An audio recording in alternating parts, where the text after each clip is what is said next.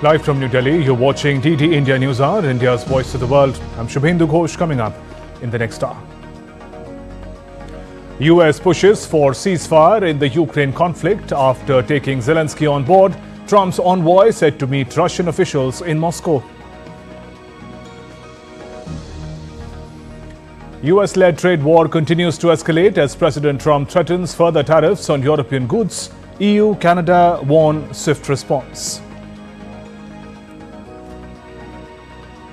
Pakistani security forces stormed the train hijacked by separatist Baloch gunmen. All attackers killed. 30 hours long standoff ends. Major boost to India's ambitious future space missions. ISRO successfully completes undocking of SpaceX satellites. And Indian shuttlers Lakshya Sen and Malvika Basood in action at All England Championship in Birmingham.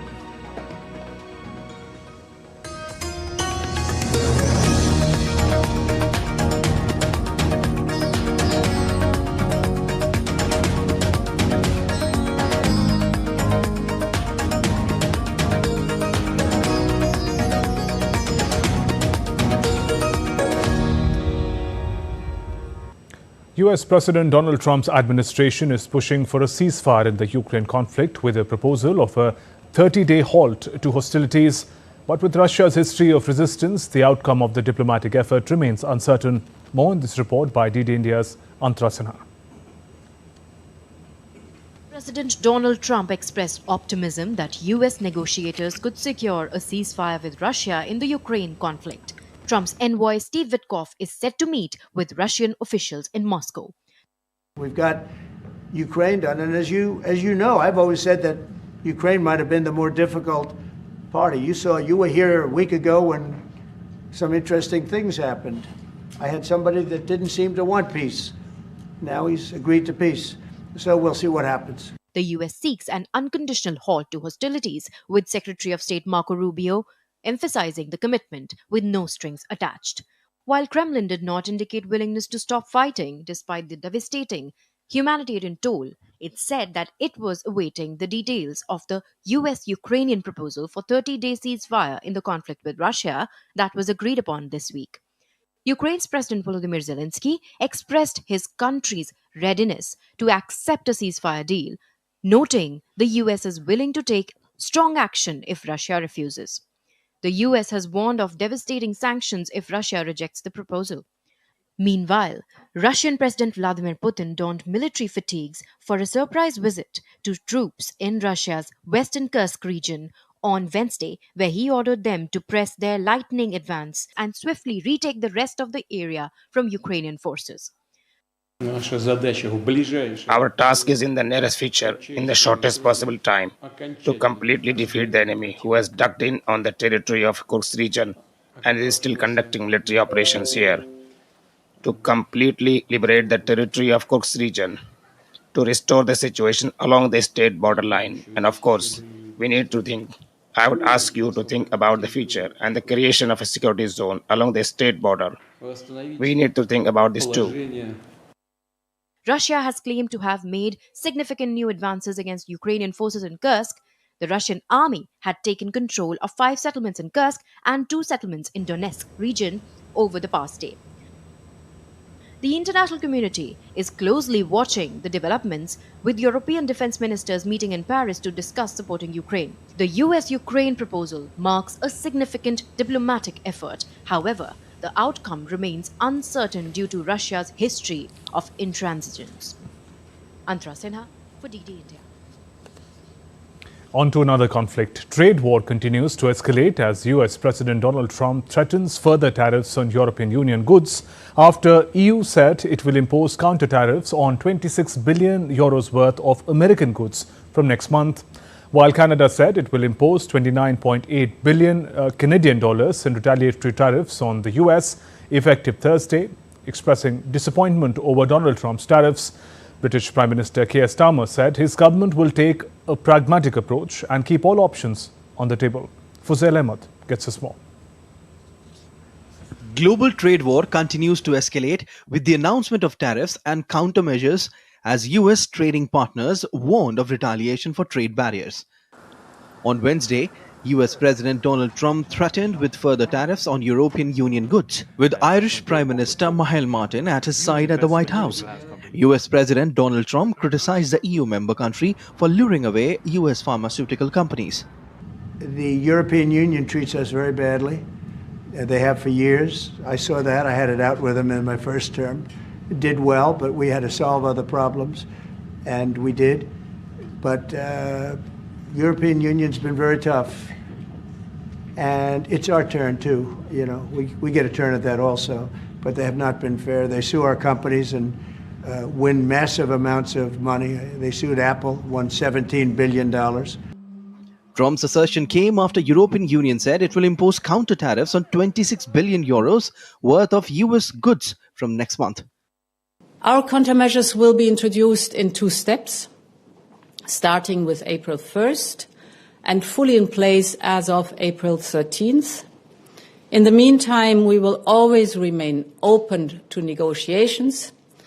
We firmly believe that in a world fraught with geo-economic and political uncertainties, it is not in our common interest to burden our economies with such tariffs. The EU's countermeasures would target US goods like dental floss, diamonds, bathrobes, and bourbon, which likewise account for a small portion of the joint EU-US commercial relationship. British Prime Minister Keir Starmer expressed his disappointment over Trump's latest tariffs, but added his government will take a pragmatic approach and keep all options on the table. On the question of tariffs, obviously, like everybody else, I'm disappointed to see global tariffs in relation to steel and aluminium. But we will take a pragmatic approach. We are, as he knows, negotiating an economic deal which covers and will include tariffs if we succeed, but we will keep all options on the table. Canada too announced reciprocal tariffs on US imported goods. I am announcing that the Government of Canada, following a dollar-for-dollar approach, will be imposing 25% reciprocal tariffs on an additional $29.8 billion of imports from the United States. Mexican President Claudia Sheinbaum said her country will not immediately retaliate against steel and aluminium tariffs imposed by Trump, adding she will wait until April 12th. Trump's focus on tariffs has rattled investor, consumer, and business confidence and raised recession fears. Close US allies Britain and Australia criticized the blanket tariffs but ruled out immediate tit-for-tat duties. While Brazil, the number 2 provider of steel to the United States, said it would not immediately retaliate. Fuzail Ahmed reports for DD India. And DD India correspondent Mark Lynn joins us live from New Delhi. Mark, what is the direction in which this tit-for-tat trade tariffs appear to be headed? Well, Shubhendu, for the moment, one can see that, the tit-for-tat trade tariffs are going to increase tensions, global trade tensions for the short term. But after a period of time, we are going to see negotiations. People are going to renegotiate their terms.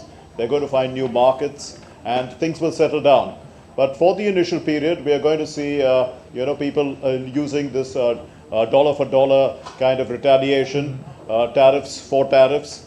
As we are seeing, we have to look at the larger goal of the United States, and the United States is now going to pursue this policy at least for 4 years. The idea is that the US has a trade deficit annually of about $1 trillion, and it has to mop up at least $250 billion through revenue from these kind of tariffs, also reduce its trade deficit by reducing its imports. So hopefully it's trying to get a balance of about $500 billion in trade deficit, which is also significantly high for the world's largest economy. But over a period of time, the United States is hoping that, it's trying to balance its trade with most countries where it has huge deficits. And the administration is going to follow that path. And other countries will just have to, renegotiate their terms for the moment. They have to find newer markets. Their products will have to start becoming more competitive as the US looks inward to try and increase its own supply within its own manufacturing belt. Shubhendu. And Mark, taking cue from the kind of shock that global stock markets have experienced in the past days, what are the implications of this potential trade war, the speculation on national and global economies? How is America impacted? Indeed. So let's look at national economies first. What's going to happen is, as we're already seeing, countries will feel the impact hitting their industries which are used to exporting to the United States market. So there will be a period of protectionism where they were going to increase their own tariffs on these products coming in from the market that they were targeting. Then there will be a little bit more protectionism to try and defend those industries from going out of business. There might be a devaluation of certain currencies to become competitive in the global market. So this is what's going to happen nationally, as well as for the medium term in the global market. What happens is for the United States, there will be inflation in the short term, but over a period of time, we can see that, at least this is the plan, that manufacturing in the United States will pick up. They will rely more on their own markets. They will rely on their own manufacturing sector to produce goods and services. And that will lead to less reliance on imports. Also, that will lead to further job creations in their own markets, which will spur the consumption aspect of demand. And they hopefully, over a period of time, that will settle down. Let's say in a period of about a year, we'll have a new system where prices will probably, we'll go back to presuming. Because if you look at things as they stand, if you just continue to increase prices of everything, then it just leads to inflation. And then people get used to that new inflation as a new entry point into the market. Okay, Mark, thank you very much for joining us with that analysis. US President Donald Trump hosted Irish Prime Minister Michel Martin on Wednesday. Both the leaders participated in the traditional shamrock presentation at an early St. Patrick's Day celebration. During the event, Trump celebrated the enduring bond between Ireland and the United States, paying tribute to notable figures of Irish descent, while Martin praised Trump's active efforts towards achieving peace in Ukraine and the West Asia. Martin said aid needed to be surged into Gaza, while also calling for a ceasefire and the release of all remaining hostages. I understand fully where the president is coming from. I think there's actually room. Now we can discuss all this. I think there's room for those companies to grow in America, and many of them, by the way, have already announced fairly significant manufacturing investments now. It's true. And US Vice President J.D. Vance, who joined Trump and Martin in the Oval Office, also hosted the Irish leader at his vice presidential residence for breakfast.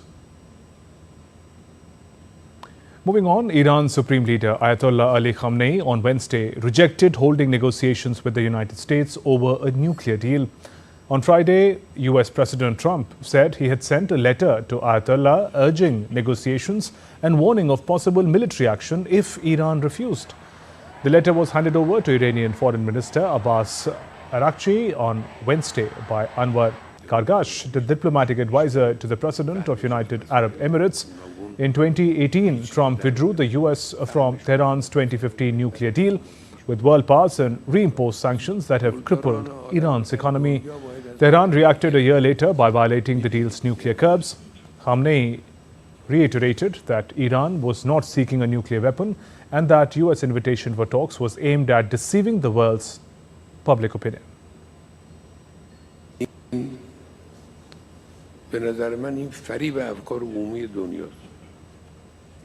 In negotiations, one must be certain that the other party will honor its commitments. When we know they won't follow through, what is the point of negotiating? Therefore, the invitation to negotiate and the expression of willingness to do so is merely a deception of public opinion. If the goal of negotiations is to untie the knot of sanctions, then negotiating with the US administration will not achieve that. In fact, it will only tighten the knot. Democratic US Representative John Larson criticized Elon Musk on Wednesday for failing to appear before a hearing of the House Ways and Means Committee, shouting at his Republican colleagues for blocking Musk's testimony. Larson accused Republicans of prioritizing Tesla CEO Elon Musk and US President Donald Trump over their own legislative oversight duties. Why I do not understand why you would relegate this committee to no longer being of significance and resort to saying you will do whatever Elon Musk and Donald Trump tell you to do. Where's the independence of the committee? Where's the legislature? We're an equal branch of government. And you start off with a blather? That does not put him above the law or the responsibility to come before this committee in this Congress. If he's so great, if these plans and all the fraud and abuse that he found are so evident, why isn't he here explaining it? Still to come on DD India News Hour. Arab leaders express willingness to continue consultations with the US on the Gaza plan. UN Chief Guterres visiting Bangladesh to witness the Rohingya refugee camp situation.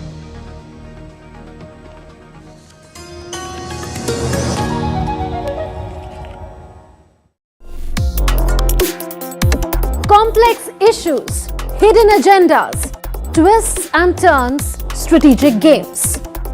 We think all dots are linked. We just need to connect them. Join me every week as I connect the dots to unravel hidden designs in statecraft, mysteries, and decode issues that matter to you. Watch Connecting the Dots with me at these times on DD India.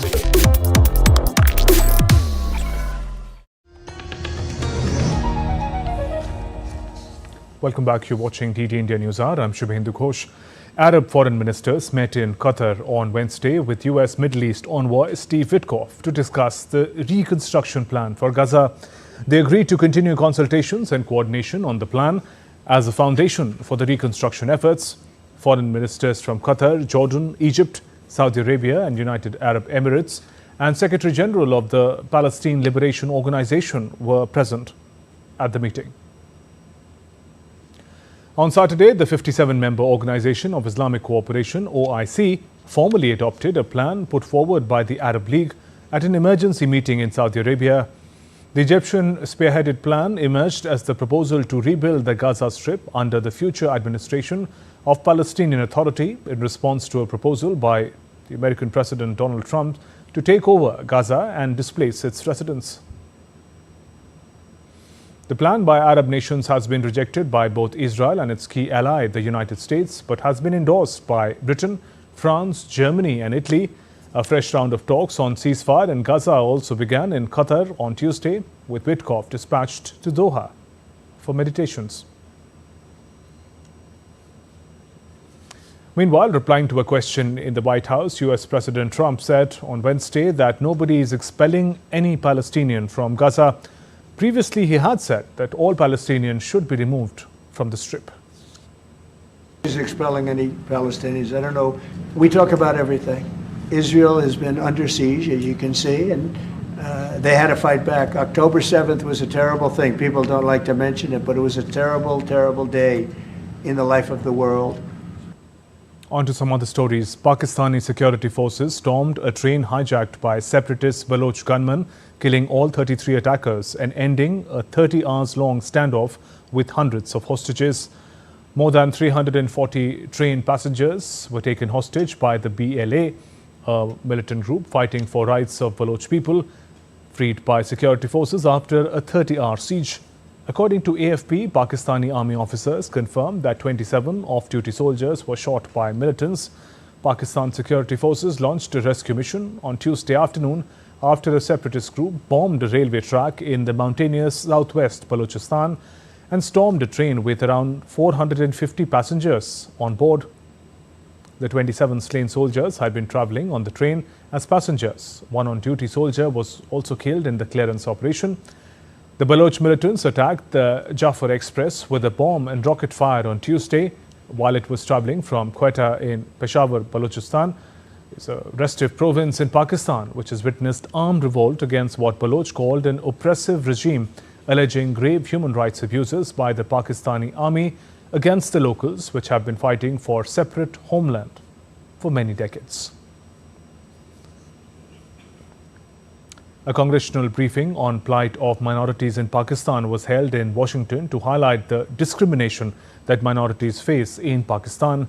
The event was attended by journalists, cricketer, Shia Muslims and congressmen, among others, who shared details on widespread discrimination faced by Hindus, Sikhs, Christians, Ahmadiyas, Shia, Hazaras in Pakistan. Former Pakistan cricketer Danish Kaneria has alleged that he faced discrimination in Pakistan and his career was destroyed.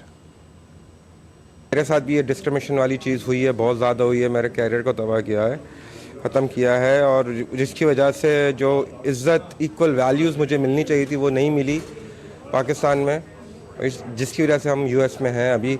मकसद वही था कि awareness करवाना था, सबको बताना था, specially USA को भी हम बताना चाह रहे थे कि कितने लोग सफ़र करते, कितना ज़्यादा प्रॉब्लम है, तो उस पर ज़रा एक्शन ले।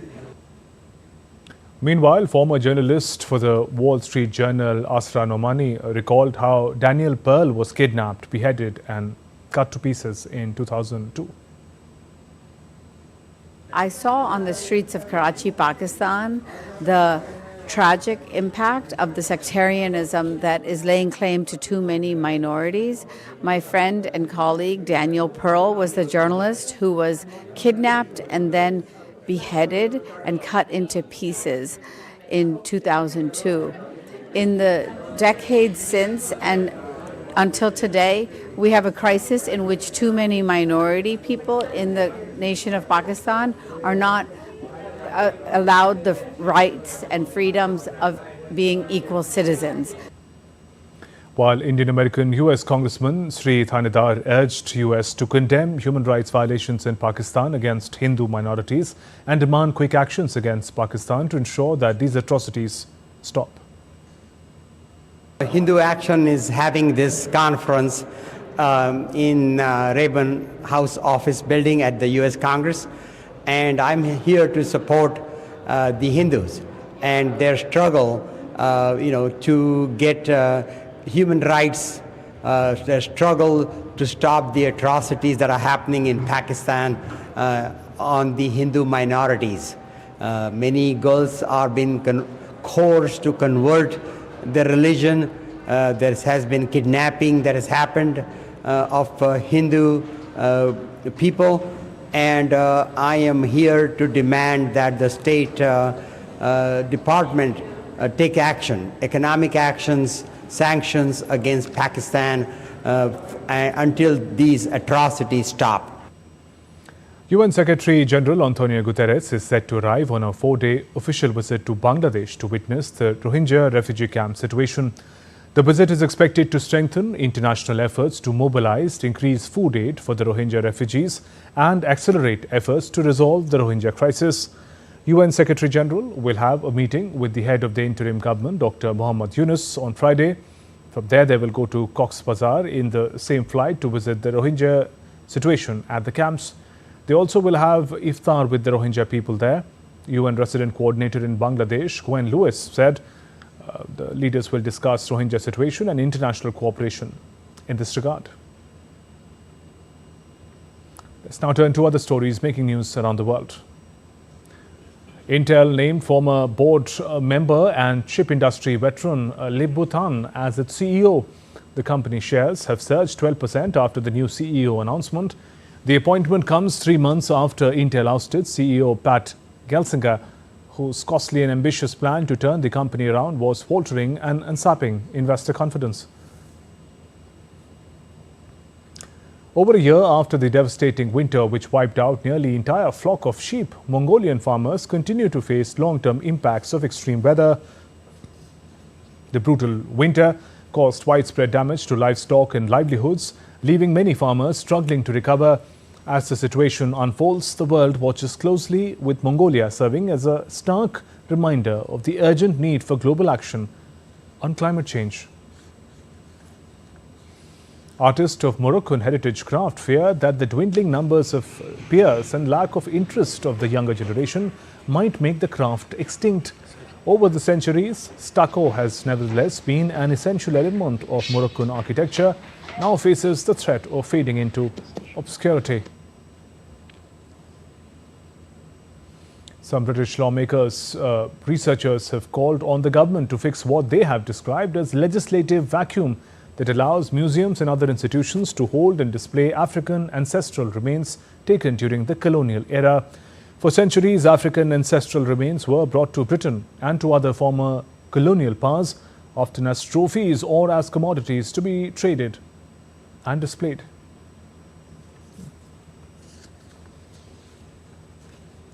Afghanistan has been a nation turmoil with successive wars and fighting for many decades. As a result, the nation lacks even the basic healthcare facilities in rural areas and interior regions. Thanks to initiative by the UAE, some gaps are now being filled with the help of 10 maternity and pediatric centers established across the country. Afghanistan has one of the highest infant mortality rates at 43 deaths per 1,000 live births. Infectious diseases, respiratory infections, diarrhea, malaria, preterm birth complications and birth asphyxia are the most significant drivers. As a result, the nation is in dire need for better healthcare facilities for the newborn and children. The United Arab Emirates has unveiled a project to establish 10 state-of-the-art maternity and pediatric centers across Afghanistan, aiming to address critical healthcare needs while fostering stability, development and prosperity in Afghanistan. The UAE has identified Afghanistan as one of its key areas for humanitarian and sustainable aid. The medical center in Bhagbhani district of Jalalabad is already busy receiving expectant mothers and those with infants and young children who need medical care. We are trying. Previously, there were unsafe births happening at home, but now we are carrying them out with the help of a professional team. Along with all of this, we provide vaccination and nutrition support for newborns. Shazia Mohammadi is a mother of 6 and has never been able to benefit from modern healthcare for her family so far. Filled with gratitude as the result of this noble initiative, she decided to name her baby daughter Fatima after the wife of UAE's founder, the late Sheikh Zahid bin Sultan Al Nahyan. This is the first baby born in the clinic and they promised to help us. When we came home a few days after, they called our home and we told them the baby's name would be Fatima. Beyond healthcare, the initiative is generating economic opportunities, creating many jobs and stimulating local businesses in the vicinity. DV Vinod Kumar's report, Dubai, DD India.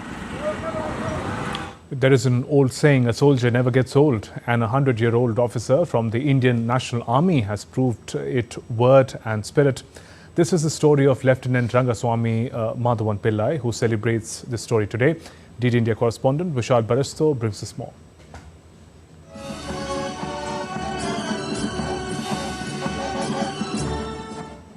Lieutenant Rangaswamy Madhavan Pillai was a young officer in the INA, or the Indian National Army, that fought against the British. That was during the World War II. Now, decades later, the zest for life and love for the nation still flows as strong.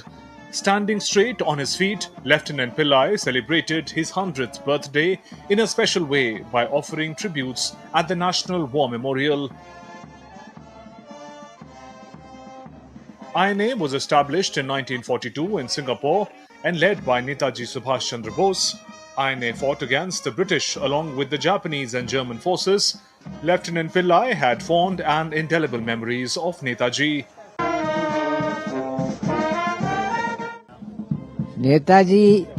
Subhash Chandra Bose was a great leader. Had he been alive, the partition of the country would not have happened. Lieutenant Pillai was accompanied by his family on the occasion. From my birth, I have been listening a lot of freedom fighter story from him, and then I see him as a role model, and then he's always courageous and then a strong man he has been and still he is.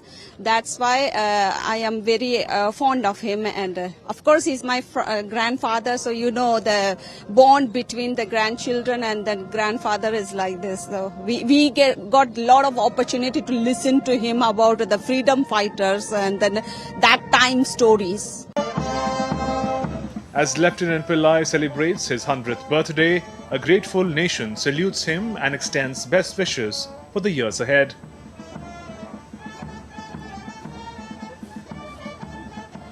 Unity, faith and sacrifice is the motto of the Indian National Army. We are here at the statue of the great freedom fighter of India, Subhash Chandra Bose, fondly called Netaji. With cameraman Piyush in Delhi, this is Vishal Baristo for DD India. And still to come on DD India News Hour. We talk about the US proposed Russia-Ukraine ceasefire and its implications. Holi celebrations begin across the country with colors, music and joy.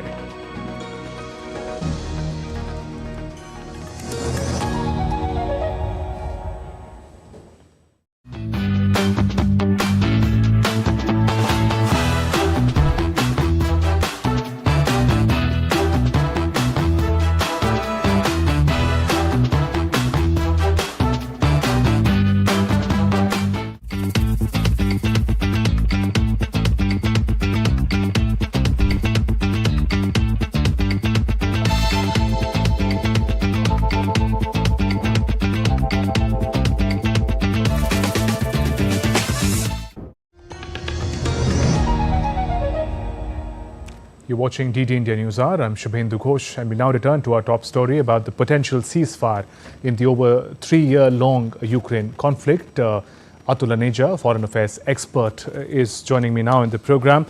Good afternoon and welcome, sir. Now, how do you read Donald Trump's push for immediate and unconditional, those are the key words, ceasefire of the Ukraine conflict, and are the implications different for Ukraine and Russia?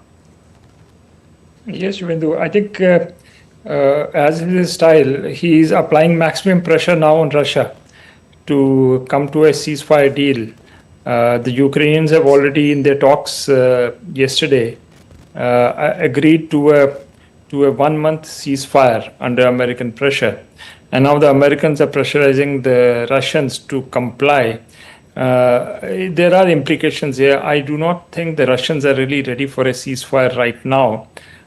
Because of the concerns that the ceasefire may be used to rearm by the Ukrainians to rearm themselves, regroup at a time they're losing ground, especially in Kursk area and also in parts of Donbass.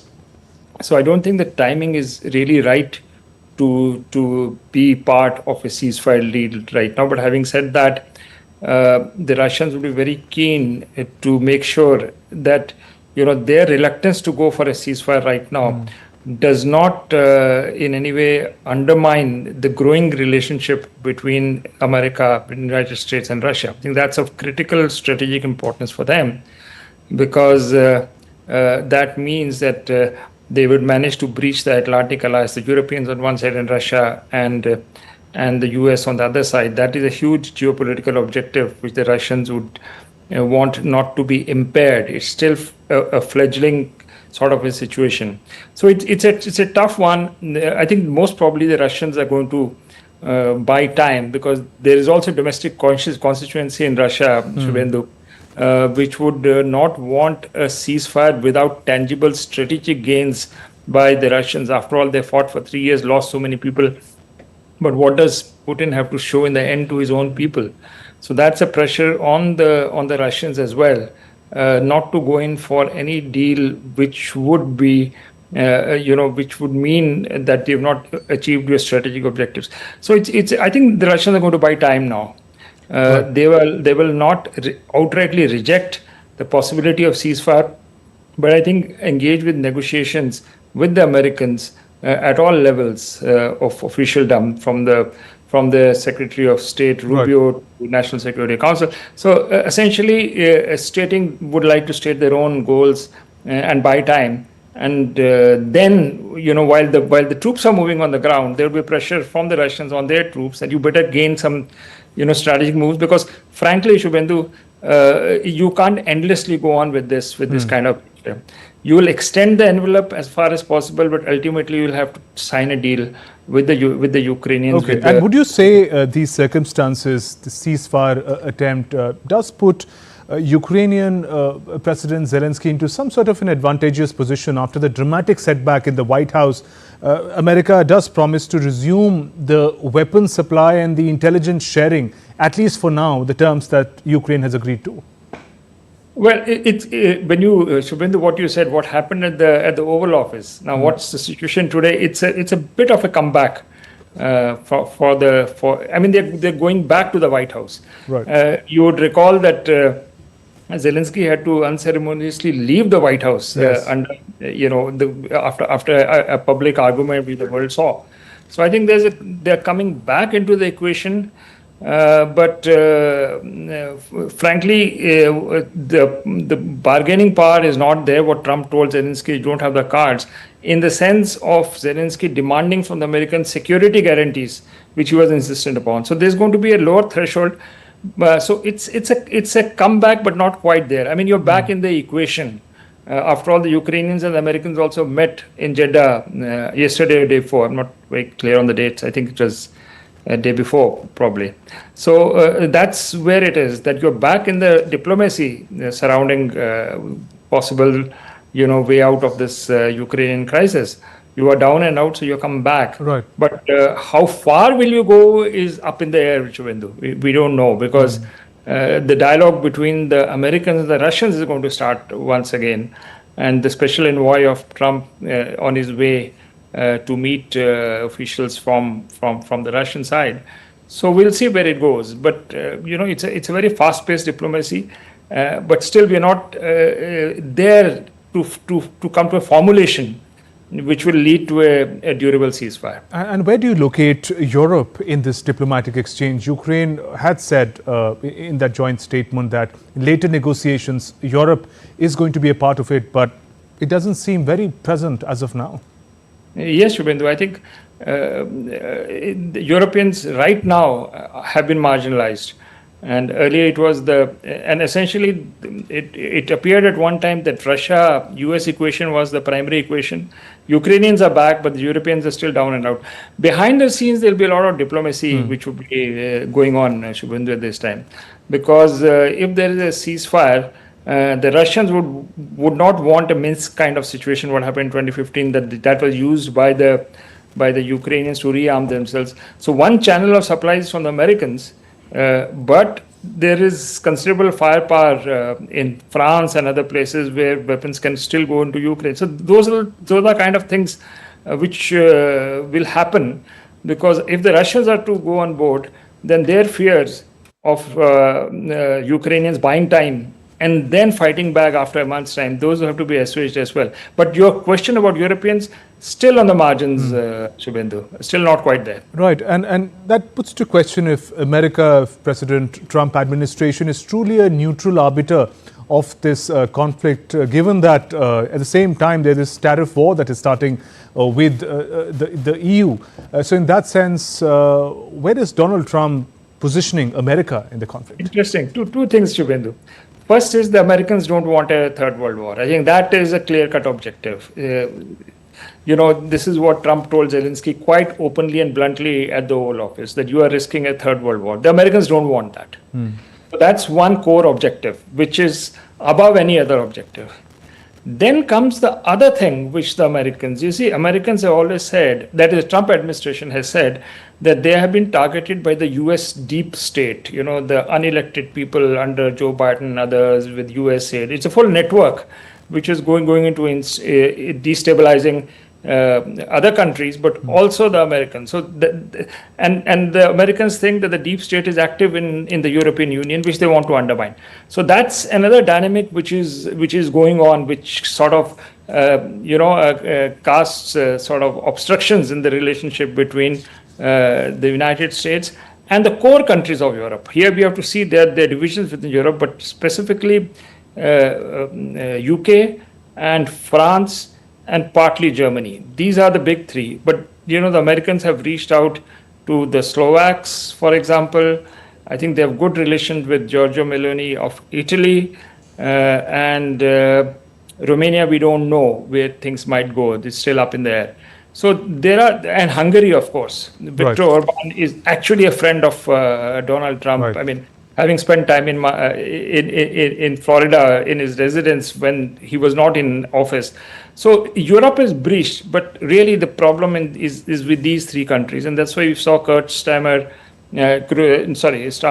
from the UK visiting the White House, followed and preceded by Macron, the French president, going there. So these are three countries. The Americans had really hoped that the AFD would make gains, especially Elon Musk was very keen on that.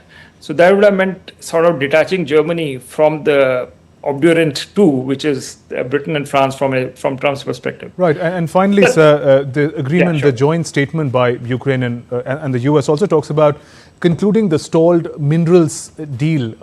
What are the long-term implications for Ukraine, and will it work like, as Trump puts it, a sort of default security guarantee if American businesses are in Ukraine? I don't think the deal, the minerals deal, is enough for Ukraine to get these kind of guarantees from the Americans. I think the Americans realize that without the support from the US and the Europeans, the Ukrainians will lose this war pretty fast. So I don't think the Ukrainians really have the bargaining power to strike a deal on the minerals. I think that's something which is like a demand from the Trump administration, which they would have to comply to stay in the game. So frankly, no cards from the Ukrainians on that. I'm also a little curious about the minerals location, Shubhendu. Yes.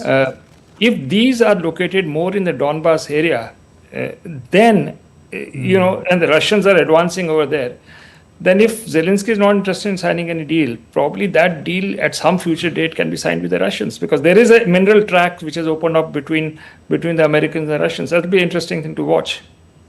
That's right, Mr. Tulaneja. On that note, thank you very much for joining us on the News Hour and sharing your perspective. Thank you. The European Commission President Ursula von der Leyen has said that billions in defense loans planned would be spent on weapons made in the continent. Joining us with more on what that means is DW correspondent Chiponda Chimbelu in Berlin. Chiponda, hello. Can you unpack these plans for us? What does they imply?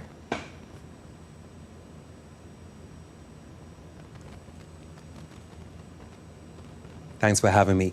Well, the European Commission President Ursula von der Leyen said that she wants the investments in defense to have what she called positive spillovers for the EU economy.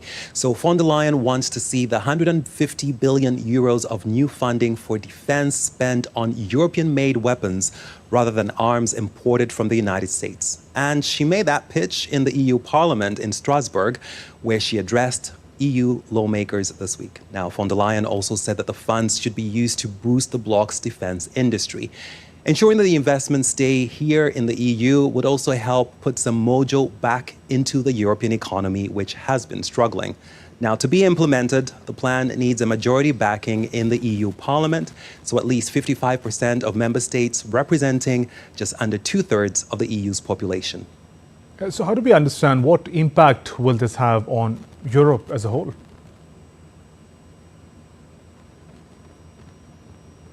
Well, the United States is the biggest supplier of arms to NATO countries in Europe. And from 2020 to last year, it accounted for 2/3 of arms imports to the continent, according to research by the Stockholm International Peace Research Institute. Now, that is, of course, significantly higher than the 5-year period before then. Now, European countries have been buying more American weapons in recent years. So limiting spending of any EU loans on weapons and arms made in Europe would actually mean that the capabilities of made in Europe weapons may also be limited. The United States can produce more sophisticated defense systems, and it will take the Europeans some time to be able to produce similar arms. Now, because Europe has traditionally relied on the United States, it has not, of course, developed its own defense industry. And will then, in the long run, EU be able to reduce its dependence on American weapons?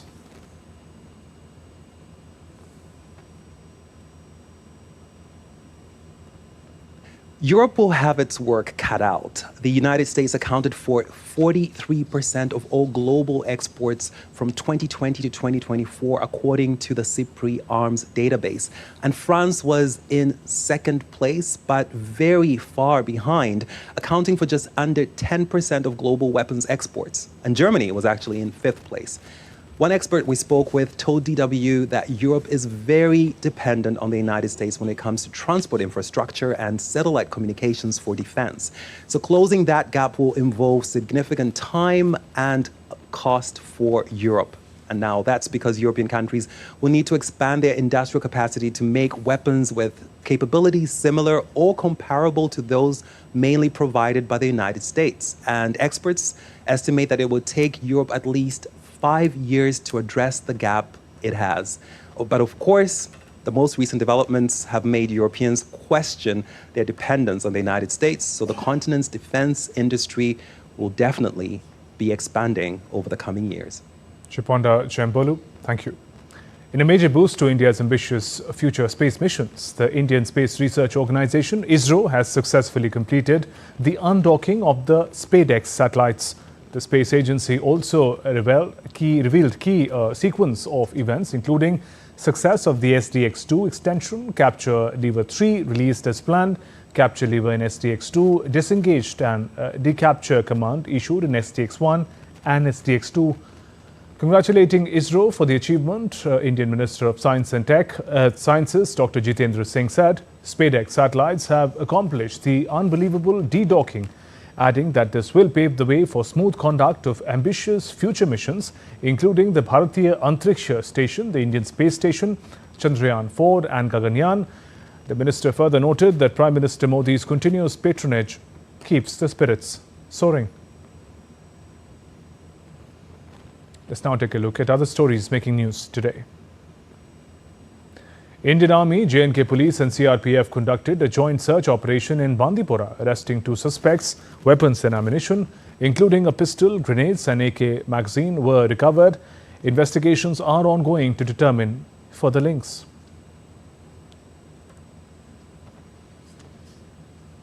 CBI has taken over the probe into the actress Rania Rao's gold smuggling case following DRI's complaint. The case hints at possible smuggling syndicate with international links. Authorities also seized gold worth rupees 2.06 crore in cash from her residence. Goa Chief Minister Mahotsav launched the new initiatives to boost entrepreneurship, including financial aid and training programs. Over 4,100 crore rupees in MSME loans and 300 crore rupees under CMRY supported thousands. Goa aims to become a leading startup hub with government-backed programs. Still to come on DD India News Hour. Real Madrid sink Atletico in shootout to reach Champions League quarters.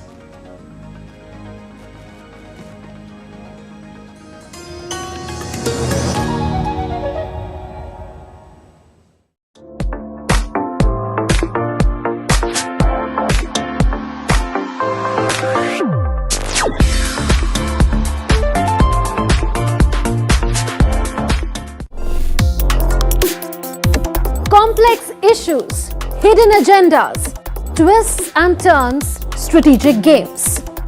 We think all dots are linked. We just need to connect them. Join me every week as I connect the dots to unravel hidden designs in statecraft, mysteries, and decode issues that matter to you. Watch Connecting the Dots with me at these times on DD India.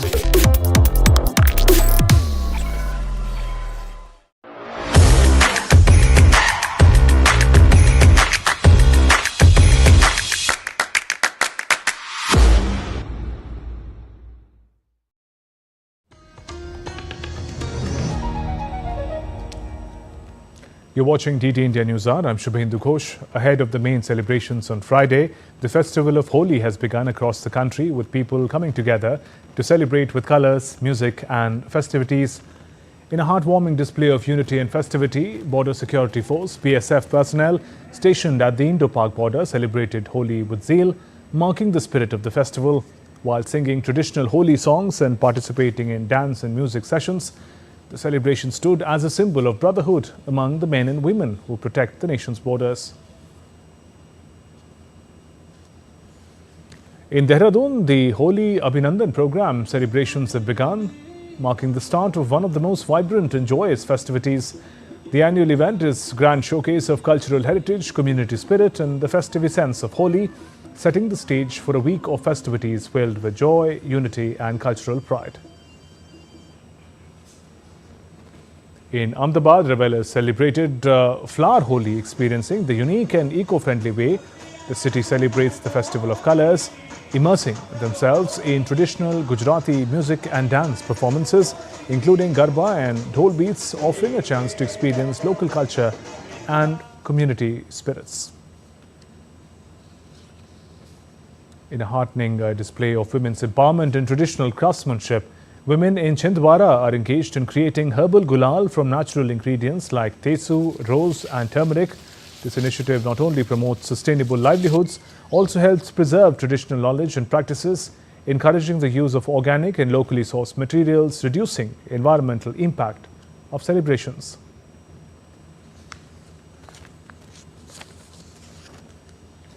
In a vibrant celebration of colors and cultures, Korean Cultural Center India hosted a unique Holi celebration, blending Indian traditions with Korea's concept of Obasek, the 5 cardinal colors. The event brought together dance, colors and harmony. Here's more. The Korean Cultural Center India organized a lively Holi celebration that blended India's festival of colors with Korea's cultural concept of Obangsek, representing 5 cardinal colors: white, black, blue, yellow and red. We all know Holi is the color of the festivals. Korean Cultural Center India made it special and unique today by showcasing cultural exchange between Korea and India. While embracing India's Holi celebrations, we also introduced Korea's traditional cardinal colors, name is the Obangsek. These 5 colors influence our art and the clothing, the architecture even more. Through this event, I hope all participants enjoy and experience the rich meaning of the colors in both cultures. Each color holds cultural significance in Korea, symbolizing balance in nature, philosophy and life. For instance, red signifies south, the fire element and the virtue of etiquette, while blue represents east, the wood element and the virtue of benevolence. Holi Mubarak everyone, happy Holi. So we also have about Kushe. So this holy event, I believe and I understand the meaning and the feeling of the Holi festival is a all community group celebration. Everybody happy by throwing the all colors together. You and I, so we all same. No different color of the skin, no different culture or language. Everybody is one body and one together celebrating. We also Korean do have this kind of a culture, especially focusing on these colors. So quite similar, but I believe is like India is a more diversity and celebrating all together in expansion manner. The Korean 5 color has a meaning of the balance and core, so that kind of diversion and intrusion, so becoming together in Korea, India, I think we can become the beautiful friends and beautiful couple together. For many Koreans, this was their first Holi experience and their excitement was clearly visible. The festive mood was amplified as participants danced on popular Bollywood Holi songs. The celebration highlighted the power of cultural exchange, strengthening ties between India and Korea through the vibrant language of colors, a reminder that joy and harmony know no boundaries. Kriti Vadhera's report for DD India. And after Holi celebrations, let's now turn to sports. Let's talk about Real Madrid, who's reached the Champions League quarterfinals by beating Atletico 4-2 on the penalties after a 2-2 draw following extra time on Thursday. Antonio Rudiger scored a winning penalty after Atletico's 1-0 second leg win, with Conor Gallagher scoring early and Vinicius Jr. missing a late penalty for Real. Julian Alvarez's shootout penalty for Atletico was disallowed as he accidentally touched the ball twice. Despite Hanno Black saving the penalty from Lucas Vazquez, Marcos Llorente scored, leaving Rudiger to seal Real's win. Real will face Arsenal in the quarterfinals as they chase their 16th European Cup title. Let's now talk about the Indian Wells tournament in California, United States, and the updates coming in from there. The two-time defending champion Carlos Alcaraz set up quarter-final showdown with Francisco Cerundolo after beating Grigor Dimitrov in straight sets on Thursday. Alcaraz is bidding to become the third man to win the event 3 times in a row after Roger Federer and Novak Djokovic. In women's singles, Australian Open champion Madison Keys tallied a 15th straight victory by beating Donna Vekic 4-6, 7-6, 6-3. Keys maintained her hot streak with a win over 19th seed Vekic to set up a meeting with Swiss wildcard Belinda Bencic. Ministry of Ayush today launched Yoga Mahotsav 2025 in the run-up to the International Yoga Day this year. The event witnessed the launch of an announcement of special initiatives with the aim to make yoga a global retreat as it completes 10 successful years and enters its 11th edition. Here's more. In the run-up to the International Yoga Day 2025, Ministry of Ayush and Morarji Desai National Institute of Yoga inaugurated the 11th edition of Yoga Mahotsav 2025. India's Minister of State for Health and Family Welfare, Pratap Rao Jadhav, recalled the untiring efforts and initiative of Prime Minister Narendra Modi in making International Yoga Day a global phenomenon.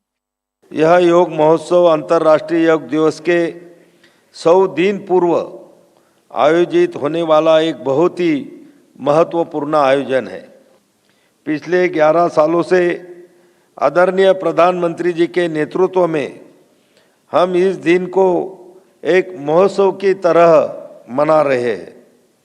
साथियों, योग एक जीवन की शैली ही नहीं बल्कि मानसिक और शारीरिक रूप से स्वस्थ रहने का सशक्त माध्यम भी है। Experts have hailed the growing popularity of yoga throughout the world. We had Niyantrita Madhumeha Bharat under the Ministry of Ayush and the Health, and we did wonderful work throughout the country. And by 3 months of yoga, we showed that the severe became moderate, moderate became mild, and mild became normal. And now we are continuing to see how sustainability and complete reversibility of diabetes can take place through research in a 5-year study that we are doing, supported by the Ministry of Ayush. On the occasion, a special handbook was released highlighting the work done so far to enhance appeal of yoga across the globe. A 10 signature event series was also announced encompassing 10 different themes including Yoga Connect and Yoga Mahakumbh. The purpose of 100 Days Countdown is to maximize the reach of yoga by garnering the support of all the stakeholders. Deepika Mehto's report for DD India. India's Information Broadcasting Ministry is prepared for WAVES, that is World Audio, Visual and Entertainment Summit 2025, which will be held in Maharashtra's Mumbai from 1st to 4th May. The aim of the summit is to foster international collaboration in the media and entertainment sector. The Government of India will reach out to the global community ahead of the WAVES 2025 in New Delhi on Thursday. This outreach event is organized by Ministry of Information and Broadcasting. Under this, External Affairs Minister Dr. S. Jaishankar and INB Minister Ashwini Vaishnav and Chief Minister of the host state, Maharashtra, Devendra Fadnavis, will explain the benefits of WAVES. Session on WAVES will be attended by more than 100 ambassadors and high commissioners of different countries. Global Media Dialogue to be held at WAVES 2025 on 2nd of May this year in Mumbai. Along with this, India will adopt WAVES declaration on May 4th after the Global Media Dialogue. That's all for this edition of DD India News Hour. Let us know your thoughts on the news of the day. For those on the go, you can get all the latest news and updates from India and across the world on DD India mobile app. This app is available on both Android and iOS. Scan the QR code on your screens to download now. We'll be back with more news as it breaks here on DD India. I'm Shubhendu Ghosh from all of us here in Delhi. Thanks for watching DD India News Hour. Namaskar.